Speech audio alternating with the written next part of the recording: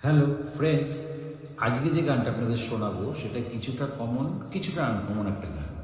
গানটা অনেকেই হয়তো আপনারা শুনেছেন বা অনেকেই হয়তো শোনেননি। গানটা অরিজিনালি গেয়েছেন লতা মঙ্গেশকর ও কিশোর কুমার। মিউজিক ডাইরেক্টর হচ্ছেন খাইয়াম। সিনেমাটার নাম হচ্ছে থোড়ি সি বেওয়াফাই। রাজেশ খান্না ও শাবানা আজমি অভিনীত সিনেমাটা খুব সম্ভবত 1980-তে রিলিজ হয়েছিল। তো যাই হোক, গানটা শুনতে থাকুন। থ্যাংক ইউ বলো।